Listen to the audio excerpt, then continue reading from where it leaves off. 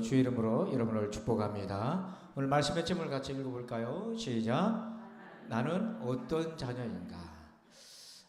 우주 비행사들이 우주 여행을 하고 이렇게 갔다 오면 달라지는 것이 하나가 있답니다.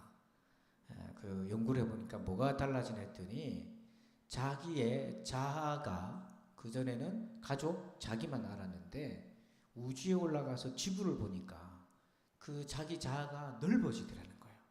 그러니까 이 지구에 있는 모든 사람들을 품을 수 있을 만큼의 마음이 커지고 넓어지더라는 거예요. 그러니까 지구를 보니까 그런 마음이 들더라는 거죠. 그러니까 이게 뭐냐면 사람이 무엇을 보고 아느냐에 따라서 자아가 발달이 되는 거예요. 여러분의 자아가 어릴 때 그 자아하고 지금 자아하고 같을 수가 없잖아요. 왜냐하면 우리가 성장했기 때문에 자아가 더 넓어지고 깊어지겠죠. 근데 오늘 성경을 보면 두 자녀가 나옵니다. 34절 보니까 예수께서 이르시되 이 세상의 자녀들은 장가가고 시집도 가되. 첫 번째가 이 세상 자녀가 있어요. 자, 35절을 같이 읽어볼까요? 저 세상과 미 죽은 자 가운데서 부활함을 얻기에 합당히 여김을 받은 자들은 장가가고 시집가는 일이 없으며, 또 어떤 자녀가 있다고 되어 있어요? 저 세상 자녀. 저 세상이라고 해서 여러분 죽은 자녀가 아니라 하나님의 자녀를 얘기하는 거예요. 이 세상에 속하지 않았다는 거죠. 자, 그래서 보면 오늘 예수님이 이 세상 자녀랑 저 세상 자녀, 하나님의 자녀를 구분을 하셨어요. 그러면 이 세상 자녀하고 저 세상 자녀하고 어떤 차이가 있나? 그러니까 저 세상이라고 그러니까 우리가 마치 다 천국에 와 있는 것 같아. 다 저 세상으로 이렇게 쳐다보고 눈을 똑바로 뜨고 저 세상 가면 안 됩니다. 아직. 이 세상에 있으나 저 세상 사람은 사는 거죠. 자, 어떤 차이가 있나? 먼저 이 세상 자녀들이 어떤 특징이 있나 한번 봅시다. 세 가지가 있는데 첫째는 뭐냐면 주장에 갇혀서 살아요. 자, 27절 읽어볼까요? 부활이 없다고 주장하는 사두개인 중 어떤 이들이 와서. 자, 유대인들 종교 지도자 종교인들은 양분되어 있어요. 사두개파, 이 말은 다윗 시대 때 사둑이라는 제사장의 가문의 후손들을 사두개파라고 그래요. 그 당시 실권을 장악했어요. 바리새인들이 있어요. 평신도를 중심으로 종교적 열심 있는 사람. 그런데 이 사두개 후손인 사두개파들은 부활을 믿질 않았어요. 그런데 뭐라고 얘기하냐면 성경이 예수님 이렇게 얘기해요. 부활이 없다고. 그 다음 뭐라고 나와 있습니까? 주장한다 이렇게 돼 있잖아요. 주장은 자기 의견이잖아요. 그런데 이 주장이라고 하는 헬라어 단어의 뜻을 보면 정말 무릎을 딱 칠 만큼 기가 막힌 뜻이 있어요. 어떤 뜻이냐면 부인한다, 부정한다 이런 것이 있어요. 그러니까 이 세상 자녀들은 주장을 하는데 그게 복음의 진리를 부정하는 주장들을 한다는 거죠. 세상의 주장 안에는, 이 세상 사람들의 주장 안에는 진리랑 반대되는, 진리를 믿지 않은 그런 주장이 깔려 있다는 거예요. 그래서 여러분들이 예수 믿기 전에 나름대로 종교에 대해서 주장한 바가 있을 거 아닙니까? 예수 믿고 나니까 그게 옳던가요? 아니잖아요. 저도 마찬가지인 거죠. 그래서 이 세상 사람들은 주장 속에 갇혀 있다. 진리가 아닌 곳에 갇혀 살더라. 이게 첫 번째고요. 두 번째는 뭐냐면 만일에 갇혀 살아요. 자, 28절 읽어봅시다. 물어 이르되 선생님이여 모세가 우리에게 써주기를 만일 어떤 사람의 형이 아내를 두고 자식이 없이 죽으면 그 동생이 그 아내를 취하여 형을 위하여 상속자를 세울지니라 하였나이다. 아멘. 이 사두개인들이 예수님을 함정에 빠뜨리려 이렇게 물어요. 만일 어떤 사람의 형이 아내가 있는데 자식이 없이 죽으면 그 아내는 동생이 취하게 되고, 이런 문화적인 그런 제도가 있단 말이에요. 그 나중에 동생도 자식이 없고 죽고 세 번째도 그러고 그러다가 다 죽고 난 다음에 부활 때 이게 누구 아내가 되겠느냐 이런 이제 질문하는 거죠. 만일에 대해서 얘기를 해요. 만일. 그러니까 여러분 이 만일이라는 게 일어나지 않을 일인 거예요. 그러니까 자기의 상상과 생각 속에 자꾸 추정을 하는 거죠. 진리가 아닌 추정 속에 살아가는 거예요. 만일. 그러니까 진리를 알지 못하는 사람들은 추측할 수밖에 없는 거예요. 나름대로 상상할 수밖에 없는 거예요. 근데 그게 옳으냐? 그렇지 않다는 거예요. 그래서 이 세상 사람들은 만일에 갇혀 살더라. 자, 세 번째는 뭐냐면 잘못된 관심에 갇혀 삽니다. 자, 33절 보니까 일곱이 다 그를 아내로 취하였으니 칠형제가 다 자식이 없이 죽고 마지막까지 그랬는데 부활 때는 그 중에 누구의 아내가 되리까? 여러분 이 질문을 딱 들으니까 머리가 복잡해져 안 복잡해져요? 복잡해져요. 우리로서는 이해가 안 되는 내용이잖아요. 그런데 그 당시 그런 문화가 있었고 우리나라도 예전에는 그런 문화가 있었다고 살았지 않습니까? 여기에 프레임에 갇히는 거예요. 이게 질문이 프레임이거든요. 생각을 질문 속에 갖추는 건데 그러면 실행자가 다 그렇게 했으면은 부활할 때 이 사람은 누구 아내가 되겠느냐? 이게 이상하잖아요. 족보가. 여러분 여기에 속는 거예요. 이게 뭐냐면 잘못된 관심에 갇히는 거예요. 여러분 부활이 이런 식의 관심을 가지고 바라볼 내용이 아니잖아요. 지금. 그러니까 이 세상 사람들은 우리의 중요한 진리, 영원한 생명에 대한 진리를 이 세상의 관점과 기준과 이 세상의 관심사를 가지고 보기 때문에 부활에 대한 원래 하나님이 우리에게 주셨던 은혜들을 보지 못하게 만드는 거예요. 잘못된 관심을 갖고 사는 거예요.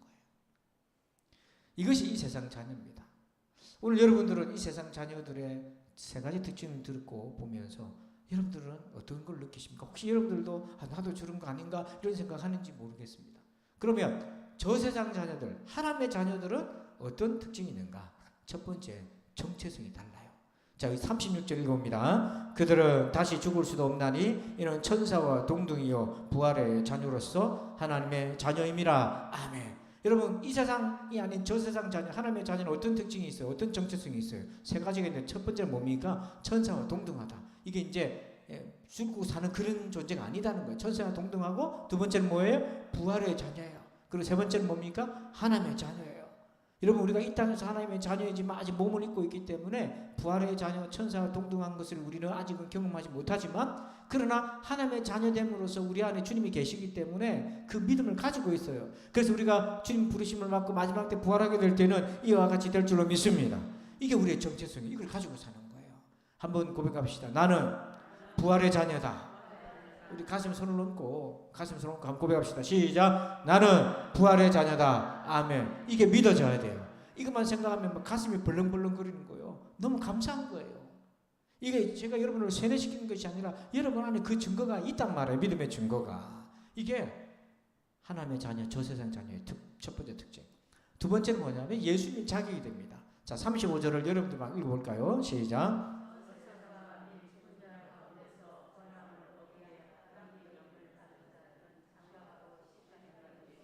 여기 보니까 자격이 있다는 거예요.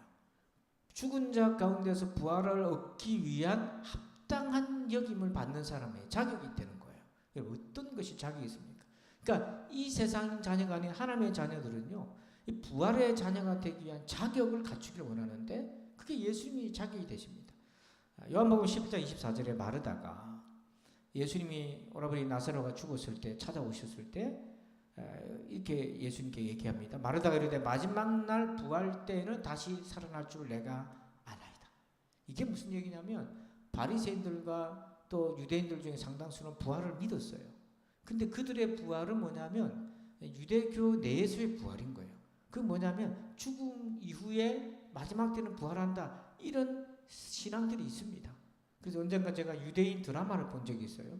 유대인 드라마를 쭉 봤는데 유대인들은요 죽고 나면 우리 같은 개념으로 천국을 얘기를 해요. 또 그런 것들이 내용이 나와요.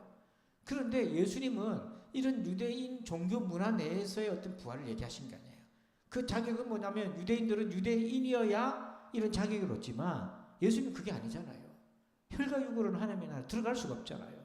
그러면 주님이 원하신 자격이 뭡니까? 25절 읽어봅니다. 예수께서 이르시되 나는 부활이요 생명이니 나를 믿는 자는 죽어도 살겠고. 아멘. 여기에 부활의 자녀의 자격이 나와요. 어떤 사람이 부활의 자녀가 될 수 있습니까? 나를 믿는 자, 예수님을 믿는 자가 부활의 자격인 거예요. 여러분 어제 하루 착한 일 많이 하셨어요? 한 100가지 하셨어요? 우리가 부활의 자녀 되려면 하루에 매일 착한 일 100가지 해야 된다고 성경에 기록했다고 보세요. 우리가 갈 수 있어요? 없어요? 없습니다. 만약에 그렇게 해놓으면 우리 미쳐버릴 거예요. 아마 미쳐버릴 거예요. 에? 서로 향해서 네 부활을 오늘 얻기 위해서 착한 일 몇 개 했나? 나 오늘 22개밖에 못해서 네 오늘 죽으면 지옥 간다. 그 나한테 착한 일 좀 해라. 뭐 밥 사줘, 옷 사줘. 뭐 이렇게 되기 시작하면 사람이 미쳐버려요. 그런데 오늘 성경은 뭐라고 얘기하냐면 그런 선한 공로와 노력이 아니라 누구를 믿으면 되는 거예요. 예수를 믿으면 되는 것입니다. 이게 복음인 겁니다. 이 방송을 듣고 사람들이 또 우리를 조롱할 수도 있어요. 뭐냐면 믿기만 하면 된다고? 그럼 믿고 나쁜 짓 해도 된단 말인가? 아니에요. 그거는 잘못 믿는 거고 진짜 믿으면 선한 삶을 살려고 몸부림을 쳐요. 그게 나와요. 세 번째, 하나님의 자녀는 삶이 달라요. 자, 요한복음 5장 29절 읽어볼까요? 선한 일을 행한 자는 생명의 부활로, 악한 일을 행한 자는 심판의 부활로 나오리라. 아멘. 부활이 두 종류가 있다고 그랬어요. 예수님은 생명의 부활이 있고 심판의 부활이 있어요. 그런데 우리가 원하는 부활은 어떤 부활입니까? 심판의 부활이에요? 생명의 부활이에요? 생명의 부활이에요. 아멘. 그럼 어떤 사람이 생명의 부활을 한다고 되어 있어요? 선한 일을 행하는 자. 여기에 오해하면 안 됩니다. 그럼 우리가 착한 일을 하면 천국 간다. 그게 아니에요. 아까 얘기했듯이 예수님을 믿으면 그 사람은 변화가 되기 때문에 선한 일을 하게 되어 있어요. 근데 여기서 주목할 것은 이것입니다. 생명의 부활을 믿는 사람, 생명의 부활의 소망을 가진 사람은 이 땅에서 어떤 삶을 산다는 거예요? 선한 일을 향하게 되어 있다는 거예요. 그래서 삶이 다르다는 겁니다. 그러니까 우리가 하나님의 자녀가 되었기 때문에 선한 삶을 사는 거예요. 우리가 부활의 자녀가 되었기 때문에 선한 삶을 사는 거예요. 선한 삶을 살기 때문에 하나님의 자녀가 된 게 아닙니다. 우리가 선한 삶을 살기 때문에 부활의 자녀가 된 게 아니에요. 예수를 믿었기 때문에 선한 삶을 살 수 있는 거예요. 선한 삶을 살 수 있는 능력을 우리에게 주신 거죠. 그래서 계시록 20장 15절에 누구든지 생명책에 기록되지 못한 자는 불못에 던져지더라. 여러분, 생명책에 기록됐다는 건 예수 그리스도를 믿는 사람입니다. 구원받은 사람이에요. 그런 사람은 생명책에 이름이 기록되어 있기 때문에 불못, 그러면 지옥 심판인데 거기에 들어가지 않아요. 그래서 생명의 부활을 얻는다고요.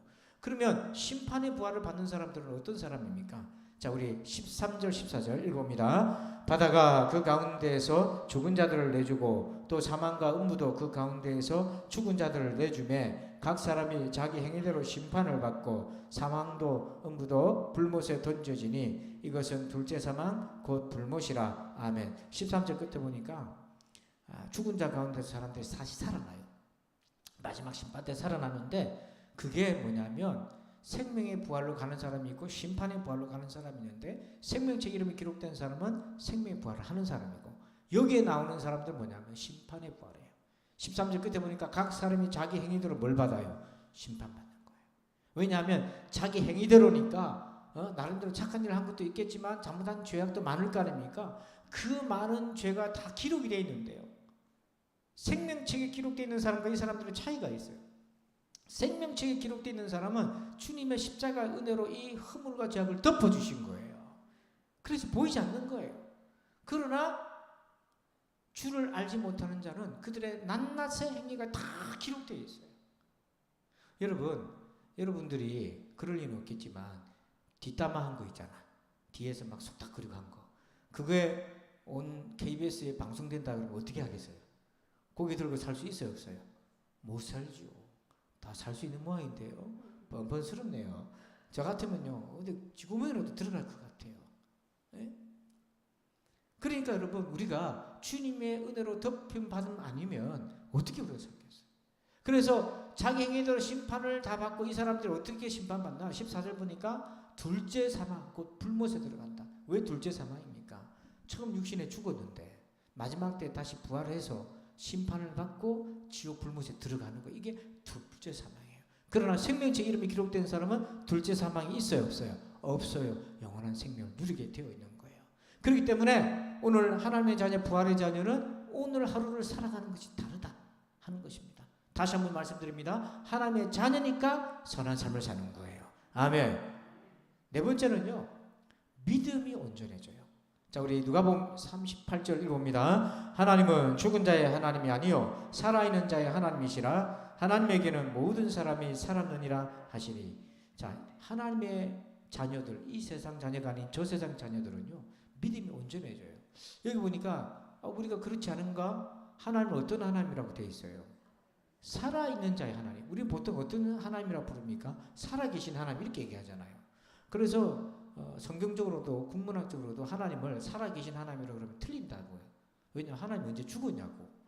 그러니까 살아계신 하나님이라고 하면 안 된다는 거죠. 물론 우리가 하나님이 죽었다가 살아난 분이라서 살아계신 하나님이라고 부른 게 아니고, 우리가 살아계신 하나님이라고 할 때는 지금도 우리 가운데 함께 하신다는 그런 의미로 하는 거잖아요.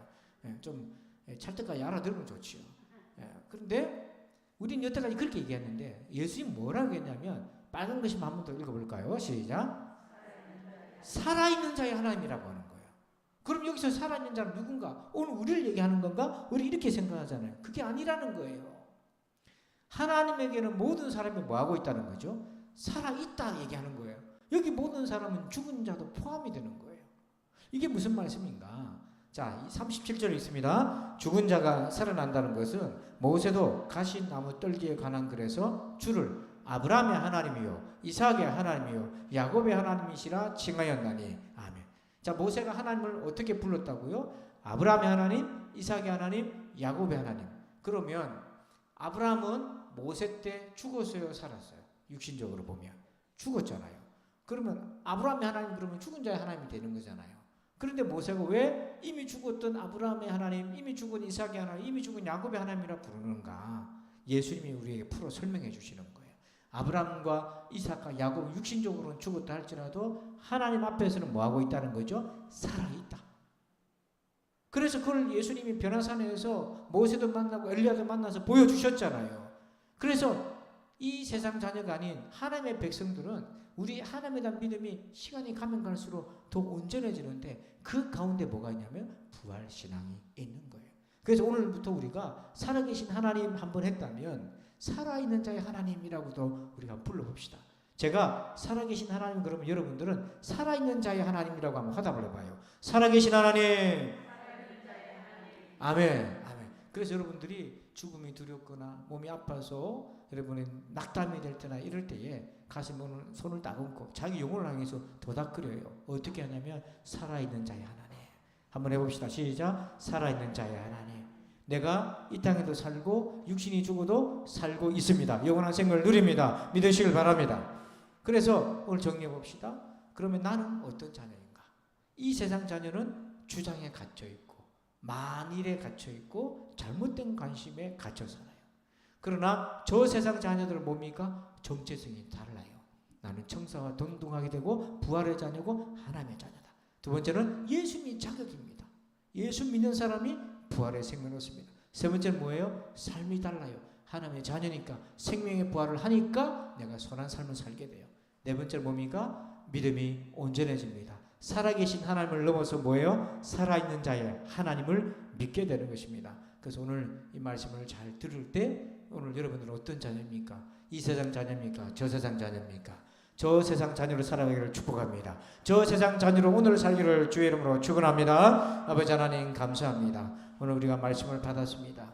나는 오늘 어떤 자녀인지 우리의 자아가 아버지 10년 전에 머물러 있지 않게 하여 주시고 오늘도 이 말씀을 통해서 우리의 자아가 더 발달되게 하여 주시고 발전